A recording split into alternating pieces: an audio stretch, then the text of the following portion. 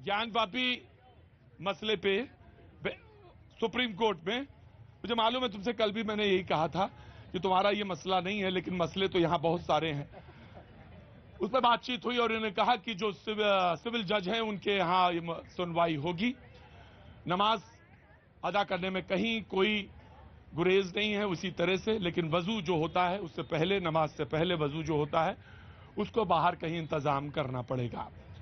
ये बात कही गई। हम सारे लोग, वसीम भाई ने कहा कि नहीं हम बेरोजगारी पे बात करेंगे, बेरोजगारी के मुद्दे पे बात करेंगे। ऑफकोर्स बहुत सारे नवयुवक हैं।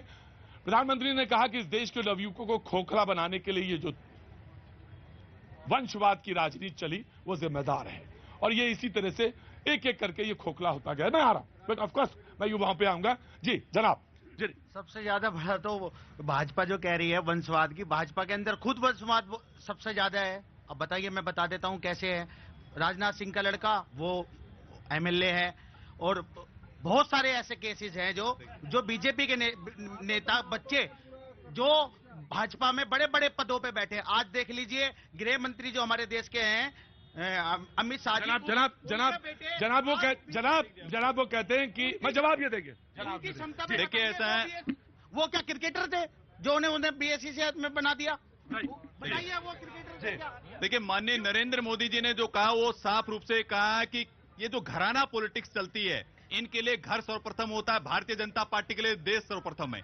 हमारे लिए जनता का विकास सर्वप्रथम है, इनके लिए परिवार का विकास सर्वप्रथम है। और मैं बताता हूं 1980 के बाद में 42 साल तक एक ही परिवार में अध्यक्ष रहा, 35 साल तक, और 7 साल तक खड़ाऊ लेकर के 7 साल तक ये लोग केसरी जी और पीवी नरसिम्हा राव जी को अध्यक्ष बना करके अपनी पार्टी चलाते रहे। मुझे बताइए, ये प्राइवेट लिमिटेड कंपनियां नहीं है तो क्या है? और मैं बताऊं, भारतीय जनता पार्टी विचारधारा आधारित पार्टी है। ये इनका क्या होगा? हमारा राष्ट्रीय अध्यक्ष अगला कौन होगा किसी को नहीं पता है, लेकिन कांग्रेस पार्टी का अगला राष्ट्रीय अध्यक्ष रेहान राजीव गांधी होगा। अनवर आराम से जी, ये आप ही के लोग हैं जी। सर जी, परिवार की बात करते हैं। अडवाणी जी का बेटा, राजनाथ सिंह जी का बेटा, अडवाणी जी का बेटा कहाँ लड़ गया चुनाव? अडवाणी जी के बेटे ने टिकट मांगी नहीं, सर गांधी ने नहीं तो टिकट मांगी थी, आपको पता था? अनवर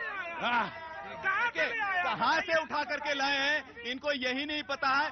इनको रेहान राजीव गांधी याद नहीं आएगा, राहुल गांधी याद नहीं आएगा, प्रियंका वाड्रा याद नहीं आएंगी, अखिलेश यादव याद नहीं आएंगे, जिन्होंने इस देश को खोखला कर दिया था। और ये देश देखिए, एक उदाहरण गलत मिल गया, वो पकड़ रहे हैं। वो देखिए, वो गलत था, मैंने टोक दिया। वो गलत है तो गलत है भाई, कैसे बताइए? सारी जनता जान रही है कि भारतीय जनता पार्टी भी परिवारवाद में डूबी हुई है। कैसे आप आलोचना कर रहे हैं? कांग्रेस की आलोचना करते क्या भारतीय जनता पार्टी फ्री है परिवारवाद से? और जो आपने सुन लीजिए और छोड़ दीजिए ना, राष्ट्रीय अध्यक्ष भारतीय जनता पार्टी का बताइए, लेकिन कांग्रेस का अगला राष्ट्रीय अध्यक्ष होगा रेहान राजीव गांधी। नहीं, देखिए एक बात ध्यान रखिए, किसी बच्चे का, किसी नवयुवक का इस तरह से नाम लेना ठीक नहीं है ना। I won't allow you, no.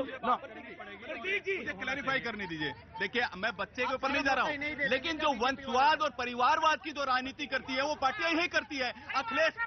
Mulayam Singh Yadav ने क्या किया? अखिलेश यादव को अपना बेटे को बना दिया मुख्यमंत्री। मैं आपको बताता हूँ। उसके बाद देखिए, लालू प्रसाद यादव ने क्या किया? तेजस्वी यादव को बना दिया। मैं मुद्दे को आगे खींचता हूँ, लोगों ने, मैं आगे ले जा रहा हूँ।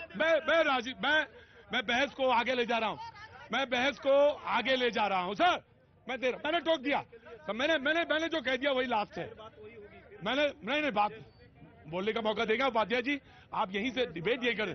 कोई गाली नहीं दिया, मैंने टोक दिया, मैं दे रहा हूं। आपको मेरे पर विश्वास है ना? Of course you will get time, you नहीं। मनोज नहीं, मैं तुरंत टोकता हूं, जो गलत होता है उसको तुरंत कह देता हूं। लेकिन वंश, एक बात मैं बहुत साफ कहना चाहता हूं, बहस आगे बढ़े। उन्होंने कहा कि तुष्टीकरण की राजनीति ने इस देश को खोखला किया। One by one, I will give you chance, one by one. जी प्रधानमंत्री जी ने आज बहुत सारी बातें की है और उसमें एक लाइन ये भी बोला है, शायद आपको ध्यान होगा और आपका वो चल भी रहा है उसके प्रोमो में नीचे, कि किस तरह से जो अवसरवादी राजनीति करने वाले हैं, विकासवादी राजनीति करने वाले हैं, जो नफरत के बीज बोते हैं, उनको भी विकासवाद की बात करनी होती है। ये कबीरदास की उल्टाबासी जो होता है ना, वही बोल रहे हैं। कथनी और करनी में इतना अंतर। प्रधानमंत्री जी, यदि ये बात है तो अपने उस परिवार को जो आरएसएस, बीएचपी, बजरंग दल, जो देश में जाकर के दंगा करा रहा है, नफरत फैला रहा है, हिंदू मुस्लिम कर रहा है, मंदिर मस्जिद कर रहा है, 20 और 80 कर रहा है। क्या बेवकूफ वाली बात कर रहा है? राजा पे गांधी खानदान को देख लेता, नेहरू खानदान को, जिन्होंने आजादी के नाम में क्या किया था। दो टू नेशन थ्योरी कराई थी, अब क्यों करवा रहे हैं? वन बाय वन आ रहा हूँ। वन बाय वन मैं आ रहा हूँ, तुम्हारे पास ही आ रहा हूँ, इसी कोने। भाई साहब नमस्ते, कैसे हैं आप? मैं आ रहा हूँ। जी मैं आ रहा हूँ, पहले बात सुनूंगा, पहले उसे जवाब दूंगा। जी ममता काले। जी Vishal. Of course I will give you how to be. देखिए प्रतीक जी, मैं 2 मिनट का समय लूंगा, मुझे समय दीजिएगा। सबसे पहली बात तो ये कि ये जिस चीज को वंशवाद बता रहे हैं कि कल्याण सिंह जी का बेटा या उनका बेटा, वंशवाद ये नहीं है। वंशवाद ये है कि जब ये निश्चित हो जाए कि एक ही परिवार का व्यक्ति अध्यक्ष कंटिन्यू रहेगा, नंबर 1। नंबर 2, सुन लीजिएगा मेरी बात को। और सबसे बड़ा नुकसान क्या होता है? सबसे बड़ा नुकसान ये होता है कि लोकतंत्र में तंत्र लोक पर हावी हो जाता है। सुनिएगा मेरी बात को ध्यान से। पिछले 8 साल में मैं डाटा दे रहा हूँ। पिछले 8 साल में पहली बार गरीब ने महसूस किया कि वो भारत का अंग है, सिस्टम का अंग है। 80 करोड़ लोगों ने महिलाओं का सशक्तिकरण हुआ। नंबर 3, सुशासन और गरीब कल्याण की बात हुई। पहली बार सामाजिक न्याय की बात हुई। पहली बार ओबीसी को, यहाँ के नियम है, और नियम यह है कि वो एक बार बोलेगा तो कोई बीच में नहीं बोलेगा। पहली बार ओबीसी को कॉन्स्टिट्यूशनल स्टेटस का दर्जा दिया गया। और अगली बार, पहली बार सुनना ध्यान से, 7 IIM खुले, 16 IIIT खुली, 7 IIT खुली। तो ये भी तो सुनना पड़ेगा। और उसके पहले 70 साल तक पूछे कितने एम्स थे? इनसे पूछे सो स्मार्ट सिटी कहाँ है? अच्छे दिन कहाँ है? सो स्मार्ट सिटी कहाँ है? 370 हट गए, अच्छे दिन आ गए।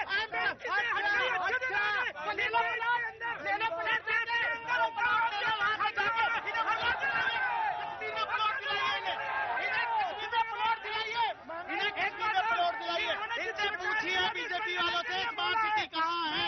अच्छे दिन कहाँ है? गुजरात मॉडल कहाँ है? आज युवा बेरोजगार क्यों है? तालीम इतनी महंगी क्यों है? देखिए प्रतीक जी, महिलाओं पर अत्याचार क्यों बढ़ रहे हैं? प्रतीक जी अभी खत्म किया। प्रतीक जी अभी कांग्रेस के जो प्रवक्ता हैं, उन्होंने जिस प्रकार से संघ परिवार और भारतीय जनता पार्टी की आइडियोलॉजी से क्या खत्म करेंगे? कौन सी चीज? ये कह रहे हैं कि हमने खत्म किया। ये कह रहे हैं कि हमने खत्म किया। क्या? तलाक को हमने खत्म किया। ये कौन होते करने वाले? ये कोर्ट ने किया। इनका क्या अधिकार है? देखिए प्रतीक जी, जो आइडियोलॉजी है संघ परिवार की, भारतीय जनता पार्टी की, वो ये है कि ये जो भारत है, ये भारत माटी का टुकड़ा नहीं है, ये जीता जाता राष्ट्र पुरुष है। ये वंदन की भूमि है, ये अभिनंदन की भूमि है। इसकी हर नदी गंगा है, इसका कंकड़ शक्कर है। इस भारत के लिए मरेंगे और जिएंगे इस भारत के लिए। और जब मरने के बाद भी हमारी जो अस्थियां हैं, वो अगर बहती हुई गंगा जी मिलेंगी तो आवाज आएगी भारत माता की जय।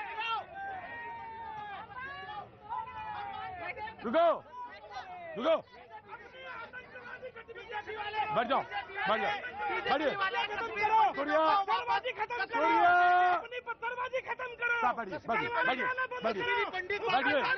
मैं आपसे कुछ कह रहा हूँ, चाहिए नहीं। आप बैठिए। वापस जाने चाहिए। आप बैठेंगे पहले। क्या योजना? ये सवाल अच्छा है, मैं पूछूंगा। आप बैठिए। तारीख बताएं। आप बैठिए। ममता तारीख बताएं। गोली मारी जा रही है। मैथिल, मैं हथियारा हूँ। बिल्कुल एकदम दिमाग एकदम वही हो जाता है कि आप बैठिए जरा, बैठिए। रुकिए। मार रहे थे कश्मीर में पंडितों को, जब नहीं ये बोल रहे, चीख रहे थे। जब पंडितों को मार रहे थे, जब नहीं बोला जा रहा, आज बोल रहे हो, आज बोल रहे हो कि कब भेजोगे?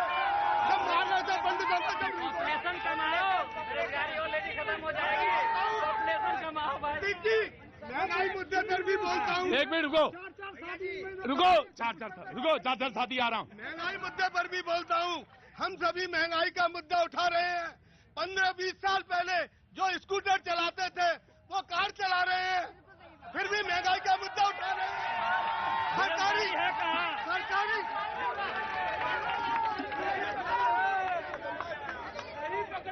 एक मिनट खड़े रहिए, सारे लोग बैठ जाइए। पहले पानी पीजिए। पानी नहीं पीऊंगा। अरे पानी पीजिए, कविता सुनूंगा पूरी, पानी पीजिए। हाँ, कविता प्रेमी हूँ, लीजिए, ये लीजिए, आराम से। पहले सांस आई कि नहीं आई? आ गई, सांस तो आ गई। सांस आ गई। और नाम बताइए अपना। अशोक गुप्ता, दाढ़ी वाला। अशोक गुप्ता, दाढ़ी वाला। हाँ। अच्छा, अशोक जी दाढ़ी वाले रख लीजिए नाम। दाढ़ी में बड़े बड़े खून, इसने 3 प्राइम मिनिस्टर दिए थे। हाँ, मैं कविता सुनाता हूँ आज के माहौल पे। एक मिनट रुकिए madam, madam please cool down. इतिहास बताता है औरंगजेब ने जनेऊ उतरवाए। नहीं सर, वो जो सुना रहे थे वो सुनाओ। महंगाई, हाँ महंगाई भी सुनाओ। हम सभी महंगाई का मुद्दा उठा रहे हैं। 15-20 साल पहले तुम्हारे ही मुद्दा उठा रहे हैं। वो तो औरंगजेब बता रहे थे, जनेऊ बता रहे थे, मैंने कहा महंगाई बताओ। वजन यहाँ बढ़ाने से नहीं, यहाँ बढ़ाने से काम चलेगा। हम सभी महंगाई का मुद्दा उठा रहे हैं। ये कहने का हक मुझे ही है क्योंकि मैं इनका बड़ा भाई हूँ। और मैं ही कह सकता हूँ इनसे, बड़ा भाई बाप की तरह होता है। और तुम्हें आप कोई आतंकवाद नहीं कहेगा सर। कोई कह भी नहीं सकता। आप बढ़िए जी। चाचा गुप्ता जी, महंगाई वाला बताओ। हम सभी महंगाई का मुद्दा उठा रहे हैं। 15-20 साल पहले जो चलाते मनोज जी। साइकिल, वो स्कूटर चला रहे हैं, और जो चलाते थे स्कूटर वो कार चला रहे हैं। बच्चों को महंगे स्कूलों में पढ़ा रहे हैं, सरकारी सुविधा पाते खूब, फिर भी उसे बुरा बता रहे हैं।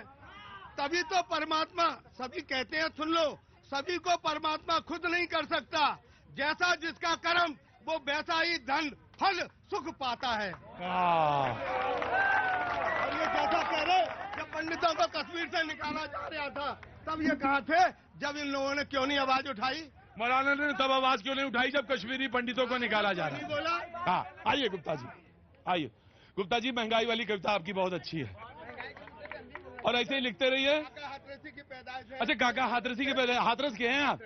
अच्छा, मैं कहूँ कहाँ से निकाल के लाए हुए आप? बहुत अच्छी बात है जी।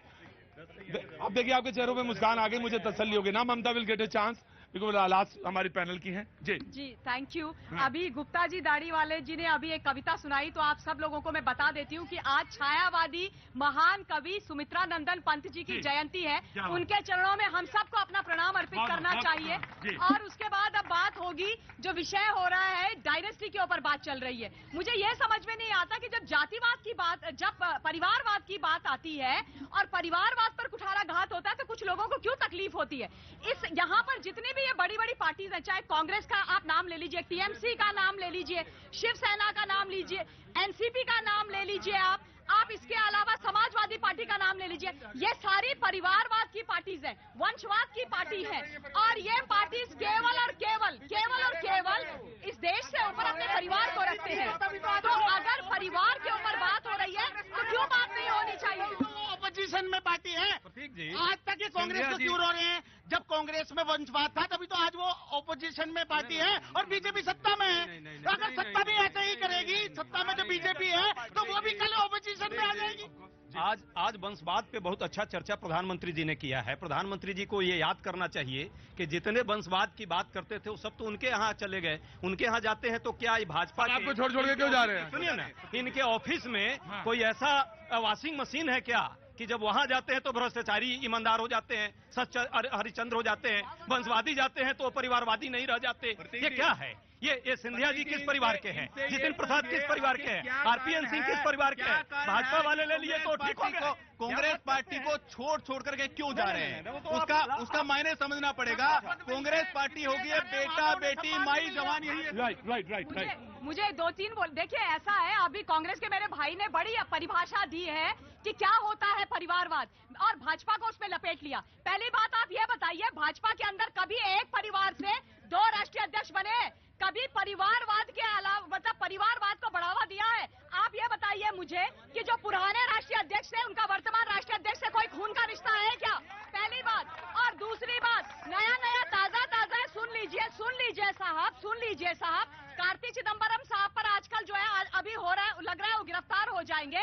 परिवारवाद का बहुत बड़ा वो वृक्ष है। 2011 में सारे एजेंसियों का प्रयोग जो विपक्षियों के ऊपर ही होगा। अरे भाई आने ना, भारतीय जनता पार्टी और उसके सहयोगी दलों में कोई भी भ्रष्टाचारी नहीं है। वो लोग बिल्कुल पाक साफ और पूरा पवित्र है। नंबर 1 क्या नाम है? रितेश। क्या नाम है रितेश? कहाँ से आए बेटा? दिल्ली से हूँ। दिल्ली से। क्या कर रहे हो बेटा? सीए कर रहा हूँ। सीए, आगे आओ। सीए वाले कुछ आने वाले थे आज, पता नहीं आए कि नहीं आए जी। तो यहाँ पे आओ, आगे आ जाओ रितेश, आगे तुम आओ, तुम भी आगे आ जाओ, आगे आ जाओ। अरे आओ मेरे पास आओ, डरते क्यों हमसे? अरे राजेश कह रहे हैं ब्रेक हो गया, मैं ब्रेक से पहले कुछ काम की बात। अच्छा बेटा, तैयारी कर रहे हो सीए की? हाँ जी। अच्छा एक बात बताओ, जो बहुत सारे लोग प्रोग्राम देख रहे होंगे वो सीए की तैयारी करने के लिए कोशिश कर रहे होंगे, कोई एक चीज, एक मिनट को, कुछ चीज बताओ ऐसी जो वो तैयारी करने में क्या कुछ जरूरी है? सीए की तैयारी बहुत कुछ जरूरी है। एक तो पेशेंस चाहिए, पेशेंस, सब्र चाहिए, सबसे जरूरी यही है। यही सबसे ज्यादा। हाँ। अच्छा तुम्हारे यहाँ भी सब्र की जरूरत है? और हमारे यहाँ भी सब्र की जरूरत है। हमारे यहाँ भी बिल्कुल सब्र नहीं है ही नहीं, सब्र है ही नहीं बेटा। सब्र अगर हो जाए ना तो बहुत सारे मसले हल हो जाए। मैं लौटूंगा, जिस मुद्दे की आपको तलाश है मैं उसी पे बात करूंगा। वक्त छोड़ दे, ब्रेक का ब्रेक।